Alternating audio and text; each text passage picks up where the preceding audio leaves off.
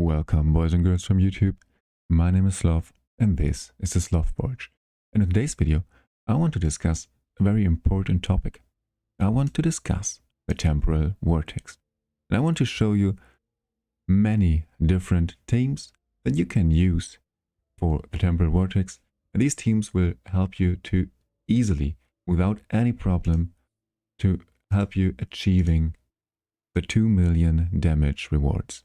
And these rewards are very, very valuable. Because like you can see, you get 130 worm arrow or gems. Let's just call them gems. You get 130 gems each day. And once we've unlocked difficulty 2 and 3, you're going to get even more gems. And this is why the temporal vortex is one of the most important content when it comes to this game. You should definitely aim to reach the highest possible damage numbers, because yeah, it's a daily base and it's very, very useful rewards. You also get some different scroll pieces, and you even get the sense of creation, which is also a very valuable resource. So now, because this video is going to consist out of 2 parts, and the first part, I'm just going talk a little bit about the Vortex Boss a bit more in depth, because the teams that I'm going to show you, you could easily rebuild these teams, but they are very easy versions. There are no legendaries used except for Tonalnan and the Divine Ascetic, because these are absolutely free to play legendaries.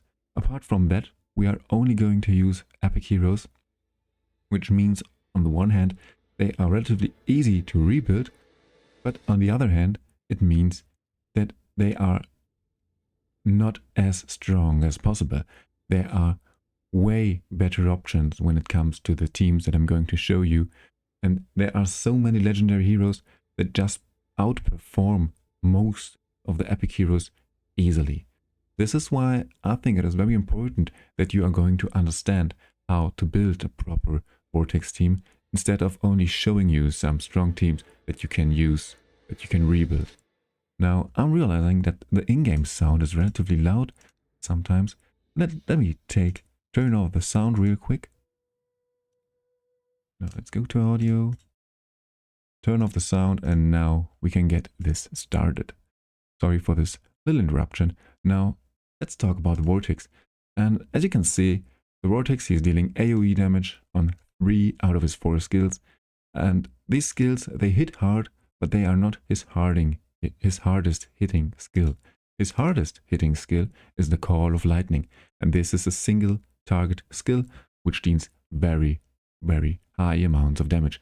And actually, it deals even more damage the higher the HP of your tank is. But you still want your tank to have the highest HP, because this skill, the second skill, the Call of Lightning, is always focusing the enemy, or in this case, the hero in your roster, the hero in your team, who has the highest HP. And this is very important, because sometimes I saw some teams that had some struggle with the Vortex Boss, and the reason therefore was that not their tank had the highest HP numbers, but because their support, for example the healer, had the highest HP, and therefore the support was the one who died first, and this just screws the team a little bit up. And this is why I would highly, highly recommend everyone out there to build your tank with as much defense as possible, but he also needs the highest HP. This is very, very important. Now, apart from that, he is not that complicated, to be fair. He's dealing AoE damage without any additional effects. And here as well, he's just dealing AoE damage. Now on his ultimate, or yeah, it's not particular his ultimate, but let's just call the 4th skill his ultimate. On his ultimate, he gets this total damage bonus. And this just means that the longer the fight goes, the stronger the Vortex Boss gets. And this is just the whole idea of this boss, because it's quite simple. The longer your team survives, the more damage you are able to deal. And this is why it is kind of obvious that the boss gets stronger the longer the fight goes as well, because otherwise it would be a bit strange, wouldn't it? So yeah, that's it. He gets this buff. You cannot dispel this buff, and you can also not block this buff. He just gets stronger with every single rotation that he goes through. All 20 seconds he gets stronger. But there is one thing that you could actually use. You could use the debuff recharge speed penalty. For example, Sloth is going to apply this debuff, and he helps you a lot with surviving longer, because not just is Sloth healing, but he also is placing this recharge speed penalty debuff, which helps your team survive much longer, because it just takes longer for the Vortex Boss to reach the high numbers of the total damage bonus. Now one small note to one last thing I want to mention is that once he's reached 150 stacks, he's also ignoring immortality and invincibility buffs. And also resurrection gets blocked, so once he's reached 150 stacks, he's probably going to kill your team really quick. Even the strongest teams out there have struggled with surviving once the Vortex Boss reaches 150 stacks. Now, that's it actually. That's the first part. Now, the second part, before I'm going to show you just some particular teams, is what is the main idea when you are going to build a Vortex team. Now, the most important part probably is your tank. And if you know me, if you watched my other videos, you know that I'm a big fan of Garius. Garius is insanely strong. He's definitely one of the strongest epics, definitely in the top 5, even top 3 maybe. Actually, there are a lot of people out there who say that Garius is the strongest epic, and I would not disagree at all. Maybe there are 1 or 2 other epics that are as useful as Garius as well, but yeah, he definitely belongs to the strongest epics out there. And this is because he is not just an insanely strong tank, but because he's also healing for insane amounts. And he is also, just like the Vortex Boss, getting stronger the longer the fight goes, the longer the battle goes. And this is actually very useful in the Vortex Boss, but also very useful in most other contents as well. Now that's it. That's easy. Use Garius, because I am quite sure, and if I'm mistaken, please let me know in the comments below, but I'm quite sure that Garius is one of the epics that everyone has gotten in the first 7 days of playing. I'm not entirely sure where we got Garius, but I'm very sure that everyone has Garius. If you do not have Garius, then please let me know in the comments. Let me know in the comments below. I'm very interested, because at the end of the day, it's not the end of the world. There are definitely other very strong tanks as well in the epic category. For example, a very strong tank is the dwarf guy, Horus he is called. He's also very strong because he has the damage reduction buff, and he's also applying attack penalty, and this means that he's also very strong. He's also definitely one of the top 10 epics out there, maybe top 3 when it comes to the tank category. But if speaking in particular about the tank category, then without a doubt, Garius is the strongest epic tank in my opinion. Now there is another extremely strong epic tank, and it is Frobat. Because just like Garius, Frobat is also not just tanking very good, he's also healing. And when it comes to healing, Frobat, he is not healing as much as Garius, but he's healing on a very frequent way, which makes him the perfect user for the horn. What is the horn called? For the Solar King's Horn. So if you have the Solar King's Horn, Frobat is the perfect hero to use this horn. Now, what also makes Frobat an insanely strong tank is that he's also able to apply attack penalty.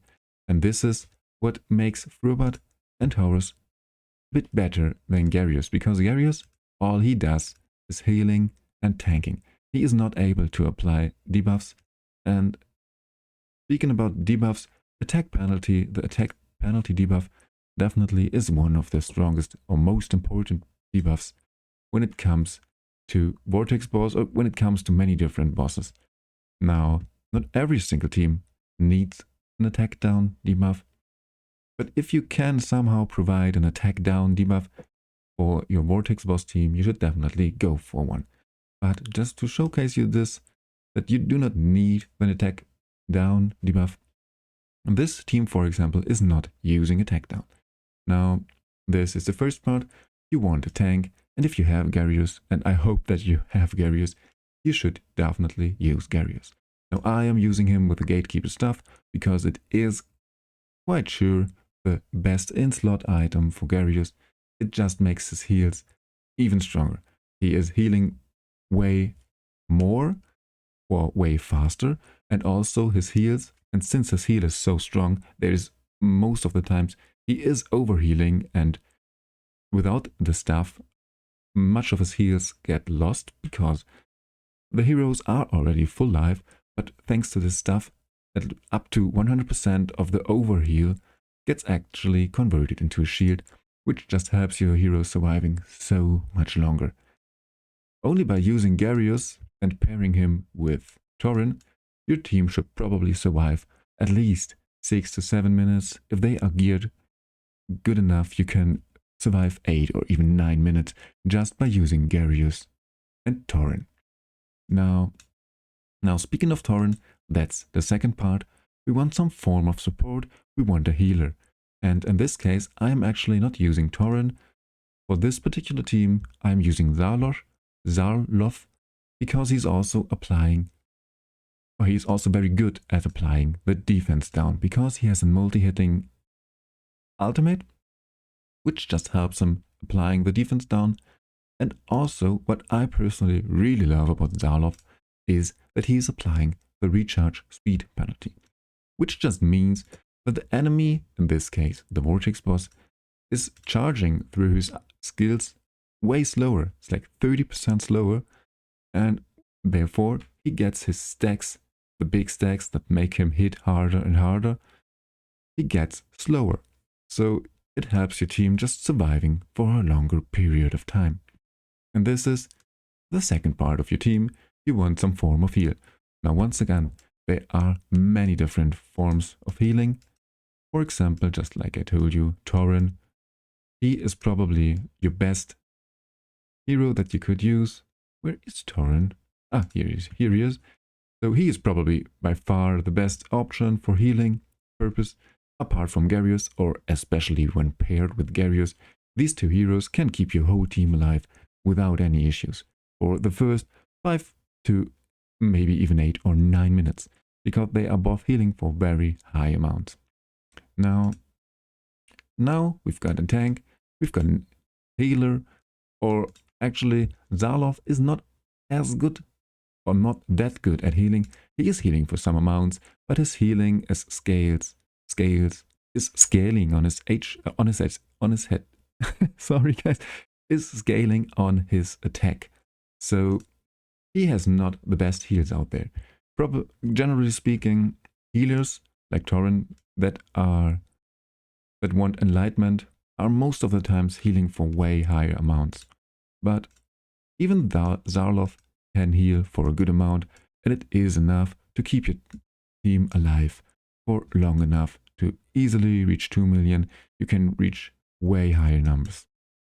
Now, this is the first part, tank. The second part is healing. And the third part, you guessed it, is damage. And in this case, or in the most other teams that I'm going to show you as well, we are using one tank, we are using one heal, because this is mostly enough. And then we are using 3 damage dealers. And I've created 6 different teams for 3 different factions, 2 lightning teams, 2 frost teams, and 2 wild teams. So that there is something for everyone out there. At least I hope there's something for everyone out there. And each of the teams that I generated, that I created, has one core unit. And in the lightning faction, the core unit actually is the cow, Shalta. I hope that I'm pronouncing that at least a little bit correctly. Shalta, Skalta, Salta, I have no idea. Let's call him the Epic Cow. And the Epic Cow, he is an insanely strong hero, especially when it comes to Dauntless teams because of his ultimate.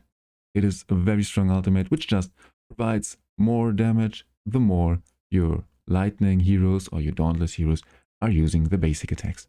That's it.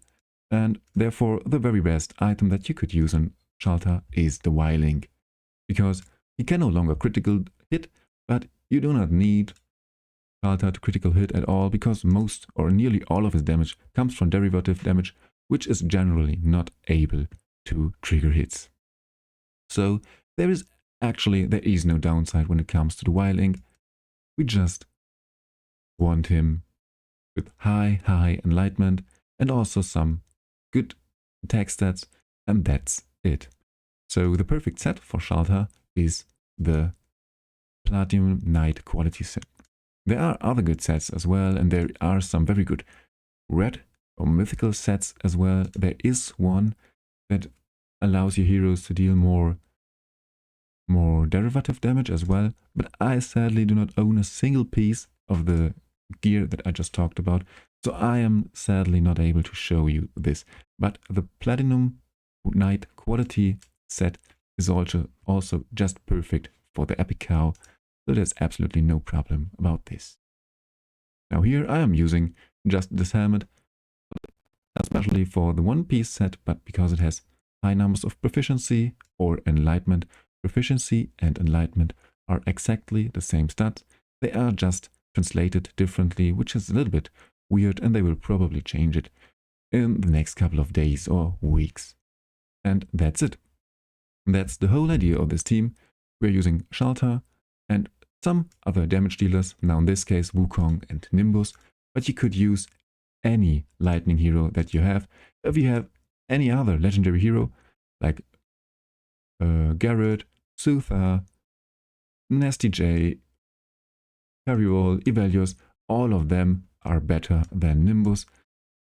Same for Wukong. Wukong is fine, don't get me wrong, but there are way better options out there. So if you have other heroes that also are good at dealing lightning damage, just use them paired with Shalta and you are absolutely fine. Now, since I'm already at 17 minutes, and I do not want to show you every single run because this would take literally ages, I've run this battles before I'm recording this video, and now I'm just showing you the results. This is the team that I've been using with... Oh, before, one thing I want to mention show you real quick is the skill timing. Now, this is the wrong team, isn't it? Now, here we are. I'm sorry. I was confused for a short time. Now, this is the team that I'm going to show you, and this is the idea. I have no idea what happened here. I did not type in these strange numbers, but the idea still is the same. We want, in this case, Sloth to use his ultimate first, because he is holding the Witch Remains, and then placing the debuff, the defense down debuff, and then your other heroes join in and just use their ultimates after the defense down is applied, so they can deal the maximum amount of damage. And in this case, I'm just using Nimbus ultimate right before Shalta's, but this is absolutely not needed. Shalta is he just wants your heroes, your mates, to launch as many basic attacks as possible, and this is why he is on the same rotation as Nimbus, because Nimbus launches many basic attacks, and this is why they are on the exact same rhythm. Now, Wukong, he is not even booked, or scrolled, so there is way more potential when it comes to Wukong. Same for Gyarius, he's just using his skills on default, just like the Divine Ascetic. I keep on calling him Wukong, I'm very sorry, but yeah, they are just using the skills on default. Gyarius just using the skills on default because you want him to keep your team alive as long as possible and just healing and placing those shields. Now, let's talk about the equipment, because there's one thing that I want to show you as well, and this is the Arcane Music Box. Now, this artifact provides some useful stats like attack and crit rate, but the very strong part about this item is that it gains the wearer more damage when they have a shield. And now, thanks to Garius and the Gatekeeper stuff, you have the shield online for like at least 50% of the fight, and therefore he gets another 20% or 18% damage bonus, which adds up. Now, if you do not have a hero that is placing shields, you could probably use something else, but even if you do not have a hero that is placing shields, the Arcane Music Box still is a very strong item, because crit rate is a very rare stat that most of the artifacts do not provide, but reaching high crit rate is very useful for your damage, and this is why the Arcane Music Box is always useful, even if you are not using a hero that is applying shields. Now, yeah, Nimbus he's wearing a very special artifact. It's a lightning exclusive artifact, but it is actually not that strong on Nimbus. I just placed it on him. You can use any other artifact that provides some attack, and you are absolutely fine. And now this is the first team, and this is the results that the first team got. Like 16.5 million damage in about 7 minutes. And this is actually the team that survived the least long. The other teams that I'm going to show you now real quick did survive for way longer. So let me show you the second lightning team. And this lightning team, it is nearly the same team. I'm just using another support. Now in this team, we are only using Garius for heals, and we are using Nathaniel. Now Nathaniel, he is also applying shields on his own, which makes him, makes him a very good user for the Aurelium Vest, which reduces the damage taken by heroes that are wearing a shield placed by Nathaniel. And it also helps your heroes surviving a bit longer. And this is why this team is surviving like more or nearly 2 minutes longer than a team that is using Sloth. So Sloth definitely is not the best in slot hero, but if you are very early in the game and you do not have many different epics, but you have Sloth, you should definitely use Sloth, because there are many different teams, many different content in the game where Sloth is very, very strong. Now let me show you the next team, the next element. The next element is the Frost element. And now once again, this is a team, this is actually a very bad performing team, or it is a team with insane amounts of improvement, or insane possibility for improvement, I'm sorry, because we are using Sloth, who's not dealing that much damage, and even in this team, he deals like 20% of the whole damage, which just shows that Vidimir and Rava are not that strong when it comes to the Vortex. Especially Vidimir, who I've been using in this team, he is really not that good for the Vortex. Here, where is he? Here he is. Because actually he is more focused on AoE. If his goal is to kill many enemies, many opponents. This is why we've been using him in some different dungeon stages. But maybe obviously, for the Vortex Boss, he is not that strong. Now, but as you can see, even for the Vortex Boss, you can use Vidimir. Now let me show you another Vortex team, another Vortex Frost team. And as you can see now this time, we are using Torren plus Garius, and they are surviving for more than 9 minutes. And this is just because these two heroes provide insane amounts of survivability. Now let me show you another team. Now this team is dealing the same amounts of damage, but if I'm not mistaken, I failed. Oh no, we actually were using some skill timings. But yeah, still, the team is still, it's also doing 15 million damage, which is absolutely fine for your first real Vortex team. And actually what I wanted to show you about this team is Westa. She's also a very strong team, a very strong hero when it comes to single target damage. And she's also able to apply attack penalty. So if you are struggling to survive and you are also in need for some single target damage or at all for some damage in the Vortex Boss, you should definitely give Questa a try, because like you can see, she is dealing 5 million damage, just like Rava, who's dealing 5.6 million damage. And yeah, this is what I would suggest you, or yeah, I would suggest you to try to give Questa a try. She's very useful, and she's also very useful in different areas of the game. Even in PvP you can use her, and she will probably kill some backline heroes in the PvP very fast if she's not handled immediately. So this is the fourth team. Now let me show you, just for fun, I wanted to show you another Frost team which is using Drist. And I used this team, or I made this run because next week, or actually we already have Monday, so sometime this week, if I'm not mistaken, the Dungeons and Dragons collaboration is about to start, and therefore every one of us has the possibility to get Drist.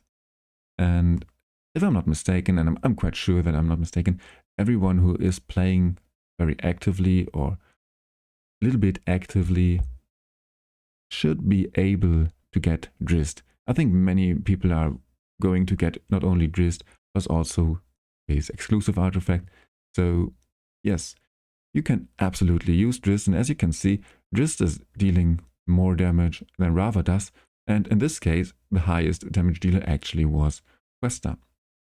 And yeah, that's another very important part when it comes to the Vortex Boss, is there is also a lot of RNG involved when it comes to the Vortex Boss. Sometimes you are just unlucky, you get a stupid crit, and all of a sudden one of your damage dealers just dies 1 minute early, and therefore you are losing a lot of damage. So yeah, but there is no problem. You can just restart the Vortex Boss. Actually, you can start the Vortex Boss a day as often as you want.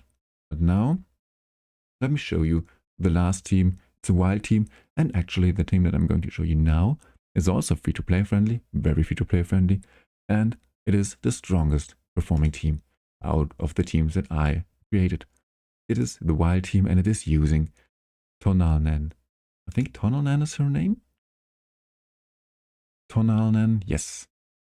And Tonalnan, she is also, as you can see, she's a very strong hero actually. She's dealing like 11 million damage, more than 11 million damage. And even in the OG days, when the game was in its first phase, in the older version of the game, Tonalnan used to be a very strong hero. And even some of the top performing teams, not the very best teams out there, but teams that are in the top 50, often use the Tonalnan. Because, like, as you can see, Tonalnan, the lizard girl or lizard boy, I have no idea, probably a lizard girl, is dealing high amounts of damage, like more than 11 million. And it's just insane, isn't it? And I've also just used this example, Karaman. He's also very strong at dealing single target damage. And I paired them with Folly. Now, you definitely do not have to use Karaman or Folly. I just used Folly because she has a multi-hitting, or she has an ultimate which has the possibility to sometimes hit more than once, and therefore she's a very good user, once again, for the Witch's Remains.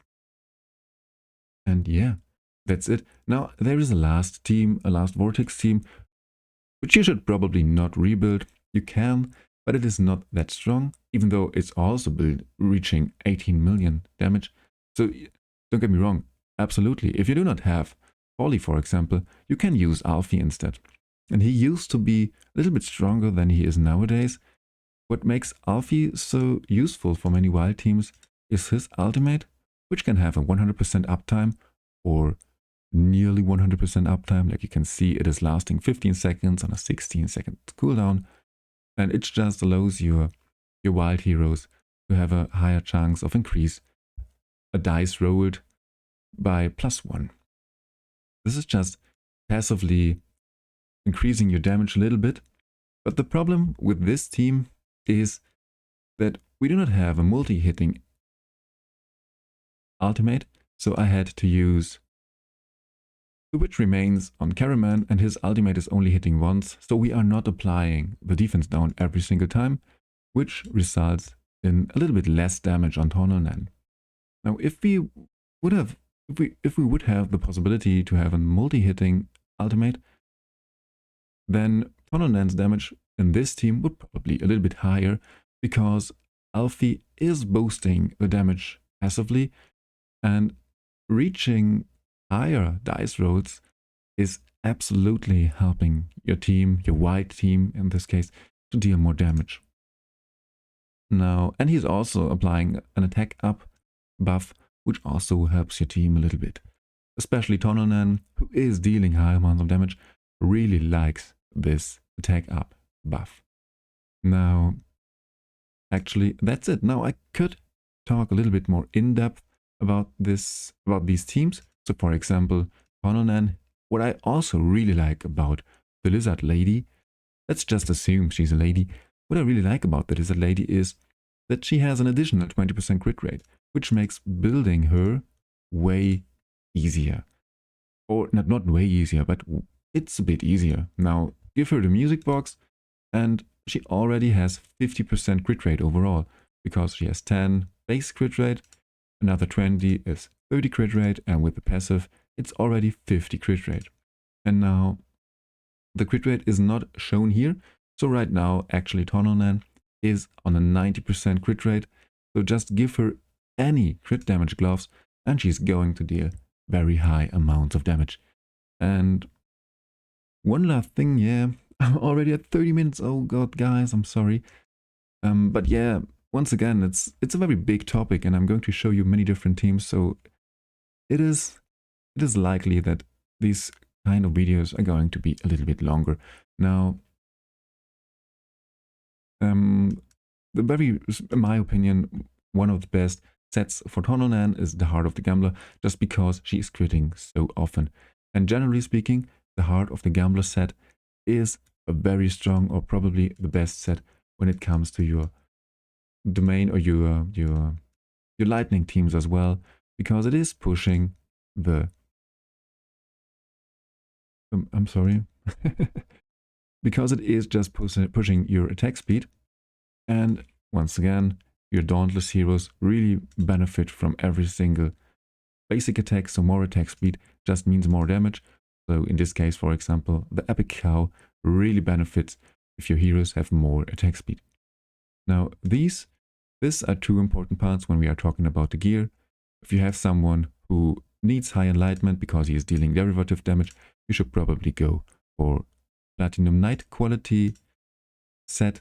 If you have some lightning teams, your probably best set is the Heart of the Gambler. Now, if you have a hero that is just overall dealing a lot of damage, there is another very strong set. And it is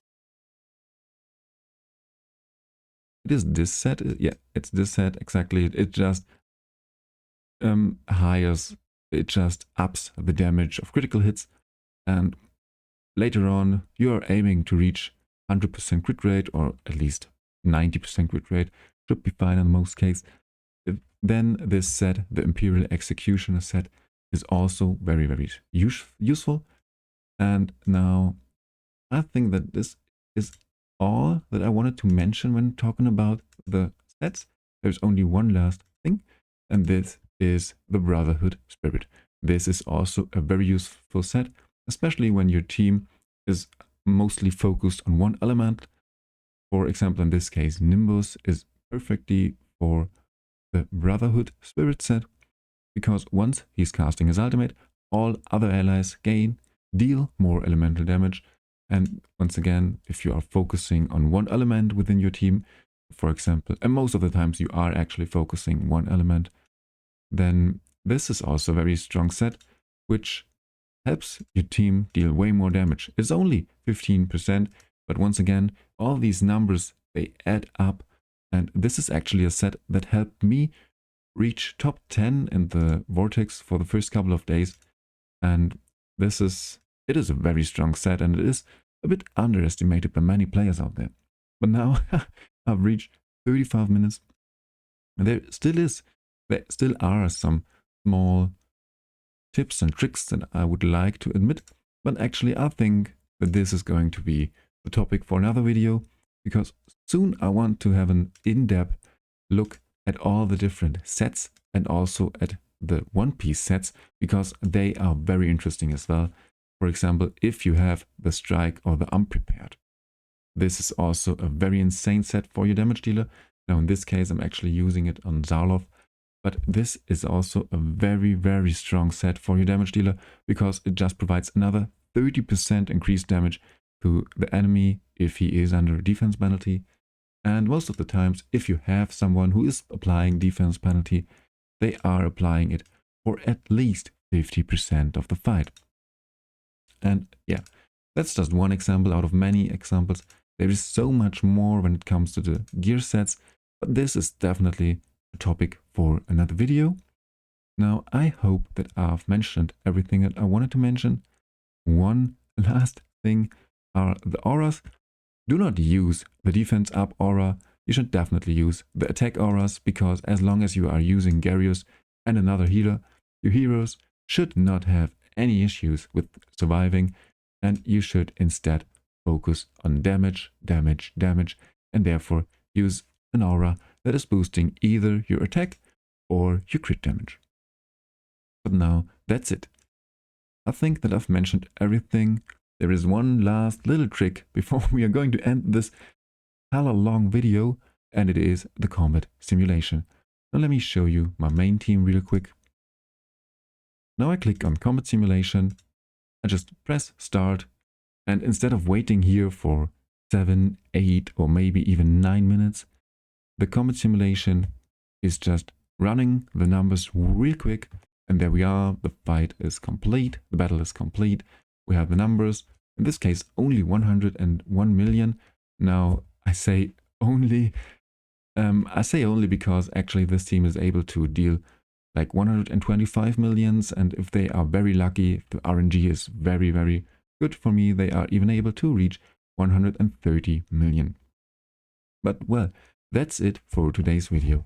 This was a very basic strategy guide for the Vortex Boss, and just showcasing some relatively free-to-play friendly teams. If you are... Oh, this is one reason why the team has not dealt as much damage as possible, because I've been using the wrong aura. But, well, that's it for today's video. If you are interested in some more complicated teams or some stronger teams, for example, this particular team, which is right now probably the strongest possible team for the Vortex Boss, then let me know in the comments below. There are many other extremely strong teams, but they are not as easy to build as the teams that I just showed you. So I'm not sure if this is interesting for as many players as this basic guide, but please let me know in the comments below. I am planning to do a video guide on this particular team real soon, because tomorrow there starts the banner where everyone has the possibility to summon Flora, and this team is all about Flora. So maybe a guide which explains the idea of this particular team will be interesting for some players out there. But yeah, let me know in the comments below if you have any further questions, if you have any suggestions, any ideas for other content. Please let me know in the comments below. And that's it. Now the video ends. I'm very thankful, very grateful for all of you who watched the video until this point. I hope that it helped you a little bit, and yeah, see you in the next one.